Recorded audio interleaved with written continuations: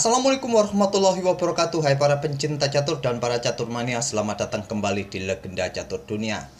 Chess Champions Tour seri AIM Chess US Rapid sudah menyelesaikan matchday kedua babak quarter final tadi malam. Berikut ini kawan hasil-hasil permainan-permainan tadi malam. Pada matchday pertama kemarin, Vladislav Artemiev versus Leonid Dominguez ini kawan berakhir seri, tapi di matchday kedua ini Artemiev memastikan diri lolos setelah memetik kemenangan 3-1 atas Leonid Dominguez. Sedangkan Levon Aronian masih tetap saja kawan mulus di matchday kedua ini. Dia 1 kali menang, 2 kali remis di matchday kedua tadi malam. Sedangkan Magnus Carlsen juga begitu. Dia juga mulus melaju ke babak semifinal, kembali membuat Duda harus bertekuk lutut dengan 2 kali kemenangan dan 1 kali remis oleh Magnus Carlsen.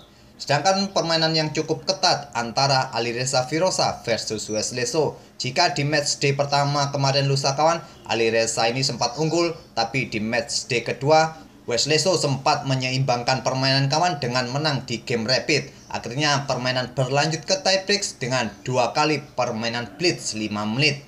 Tapi di permainan blitz 5 menit kawan, Alireza berhasil menumbangkan Wesley So.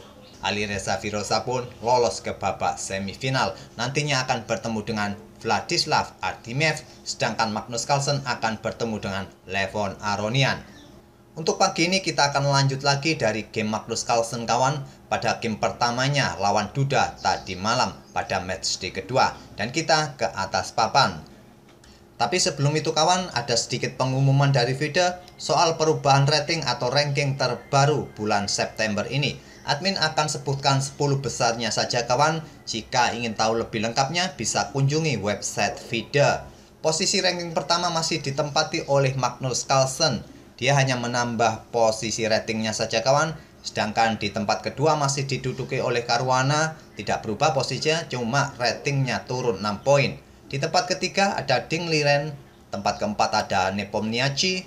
Tempat kelima ada Aronian. Keenam ada Wesley So yang naik 3 peringkat. Sebelumnya dia berada di posisi ke-9. Dan Anish Giri pun naik 1 peringkat kawan, menggeser posisinya Alexander Grischuk. Dan di posisi ke-9 ada Maxime Lagrave yang naik 7 tingkat setelah sebelumnya dia berada di posisi ke-16. Di tempat ke-10 masih tetap ditempati oleh Temur Rajabov. Itulah kawan 10 top 10 pemain catur papan atas. Dan kita langsung ke permainannya Jan Christoph Duda versus Magnus Carlsen. Carlsen pegang hitam kawan, Duda mengawali permainan dengan pion E4. Pion E5 balas Carlsen, kuda putih F3, kuda hitam C6, dan gajah B5, Ruy Lopez opening atau Spanish game. Magnus Carlsen memilih pertahanan Berlin dengan kuda F6, pion D3, gajah hitam berkembang ke C5, dan Duda memutuskan untuk menukarkan gajahnya pukul kuda C6. Dipukul balik menggunakan pion D. Selanjutnya Duda melanjutkan pengembangan kuda B ke D2. Pada posisi ini kawan, jangan sekali-sekali putih tergoda akan pion yang terlihat gratis. Karena selanjutnya hitam bisa memainkan menterinya ke D4. Memberikan ancaman skakmat, juga memberikan ancaman pada kuda ini. Jadi langkah kuda ini merupakan langkah blunder di awal-awal pembukaan. Pada posisi ini tadi Duda melanjutkan pengembangan kuda B ke D2. Magnus Carlsen melanjutkan pengembangan gajah ke G4 mengepin kuda, pion H3, gajah H5, dan pion G4, gajah mundur ke G6. Duda melanjutkan kuda B3 mengancam gajah gelap. Gajah mundur ke D6. Sekarang gajah gelap putih berkembang ke G5 mengepin kuda. Direspon dengan pion H6, gajah mundur ke H4, pion didorong lagi maju ke H5 menantang pion putih. Tantangan ditolak, Duda menggeser betengnya ke G1. Carlsen melanjutkan pion H pukul pion G4, dipukul balik oleh pion H, dan Carlsen memainkan menterinya ke E7. Sebelumnya sudah ada satu game yang memainkan variasi-variasi seperti ini kawan sampai langkah ke-13 ini, dimana saat itu putih melanjutkan dengan langkah gajah bergerak ke peta G5 ini dan permainan dimenangkan oleh putih saat itu. Tapi di sini Duda bermain dengan langkah menteri ke E2. Dan kita temui game baru atau variasi baru di langkah ke-14 ini. Magnus Carlsen memutuskan rokade panjang, begitu juga Jan-Christoph Duda. Magnus Carlsen menggeser menterinya ke E6 untuk memberikan pressure bagi pion G4. Direspon oleh Duda menggeser rajanya ke petak yang lebih tertutup ke petak B1, dibalas dengan langkah beteng E bergeser ke E8. Tujuannya jelas kawan, yaitu menghindari pin-pinan dari gajah putih ini. Selanjutnya mempersiapkan kudanya untuk pukul pion G4 mungkin. Duda melanjutkan dengan mengangkat betengnya ke G3.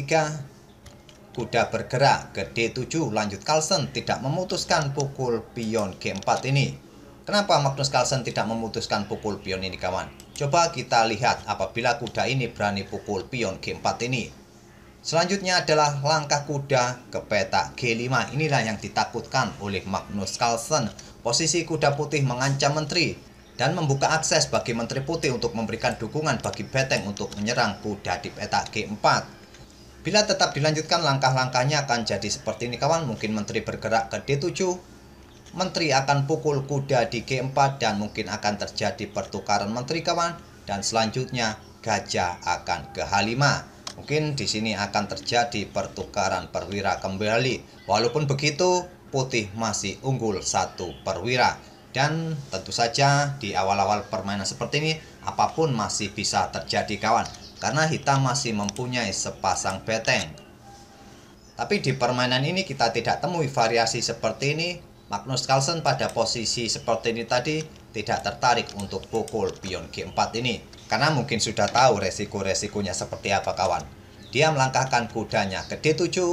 Duda membalas dengan gajah ke G5 untuk mereposisi gajahnya kawan, karena di posisi ini sudah tidak efektif lagi bagi gajah petak gelap putih ini. Dan dibalas oleh pion F6 oleh Carlsen. Gajah mundur ke E3, gajah hitam mundur ke F7, dan sekarang pion C4 balas Duda. Ingin mendorong pionnya kembali untuk mengancam gajah gelap. Dan pada posisi ini kawan terlihat bahwa gajah putih ini mempunyai kesempatan untuk pukul pion yang ada di petak A7. Tapi dia akan terjebak karena kelakuannya ini kawan. Dan di langkah berikutnya mungkin hanya mendapatkan kompensasi 2 pion saja, tapi masih belum cukup untuk pertukaran dengan gajah. Oleh karena itulah Duda hanya memainkan pion C4 dibalas dengan pion B6 untuk menambah kontrol di petak J5 ini. Duda pun melanjutkan dengan langkah kuda F ke D2. Persiapan untuk mendorong pion F nanti dihadang oleh pion G5 dan Duda sekarang memainkan pion D4 menantang pion pusat.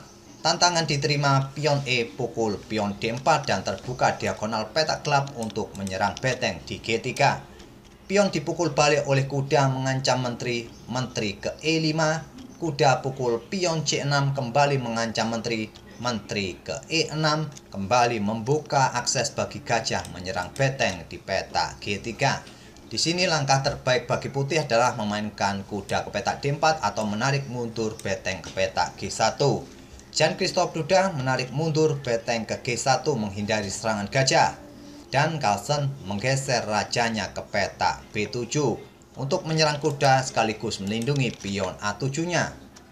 Kuda mundur kembali ke D4 mengancam menteri kembali ke E5, kuda lompat ke F5, sekarang gajah bergerak ke C5 menantang pertukaran gajah gelap. Tantangan ditolak, Duda memainkan pion F3 memperkuat posisi pionnya.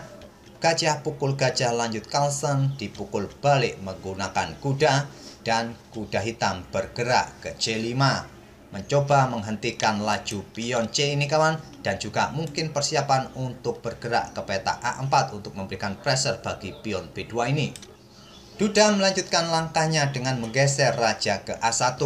Langkah raja bergeser ke A1 ini sedikit aneh kawan, karena menempatkan posisi rajanya satu diagonal dengan menteri hitam ini. Otomatis pion yang ada di petak B2 ini kena pin dari menteri hitam. Dan di sini direspon oleh Carlsen menggeser betengnya ke D8 menempati lajur yang terbuka. Kuda D bergerak ke F1 menantang pertukaran beteng. Tantangan ditolak oleh Carlsen. Carlsen memainkan pion A5. dan terjadi pertukaran beteng kawan di sini, dan selanjutnya Duda melanjutkan kuda bermanuver ke G3.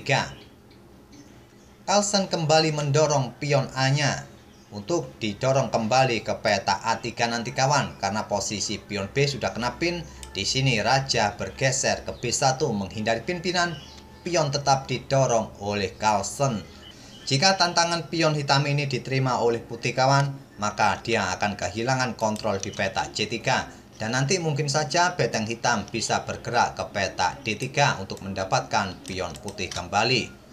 Pada posisi ini, Jan-Christoph Duda memainkan kuda lompat ke D5 untuk menutup akses beteng bergerak ke peta D3.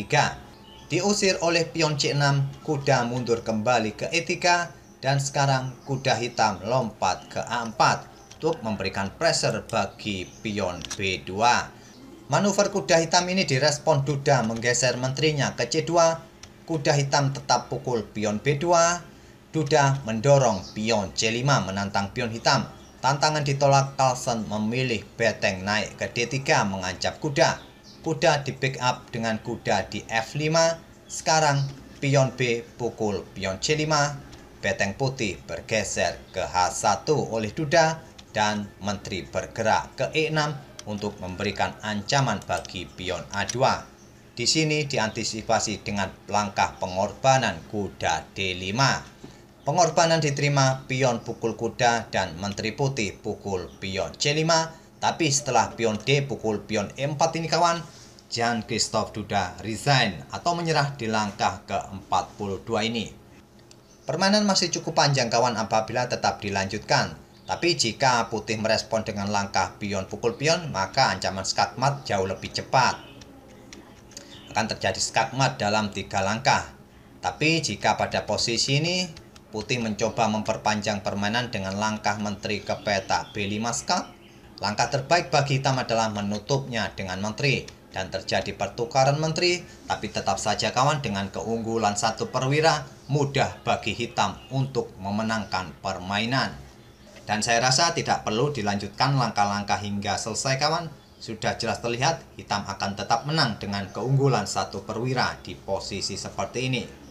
Oleh karena itulah pada posisi seperti ini tadi, langkah terakhir dari Magnus Carlsen adalah pion D pukul pion E4 yang membuat Jan-Christoph Duda menyerah di langkah ke-42. Itulah kawan akhir dari cerita balas dendam dari Magnus Carlsen terhadap Jan-Christoph Duda yang pernah menyingkirkannya di semifinal Piala Dunia Catur 2021 di Sochi, Rusia 3 minggu yang lalu. Semoga permainan kedua pemain tadi bisa menghibur kawan-kawan di pagi ini, dan kita akan bertemu di video-video berikutnya. Terima kasih. Wassalamualaikum warahmatullahi wabarakatuh.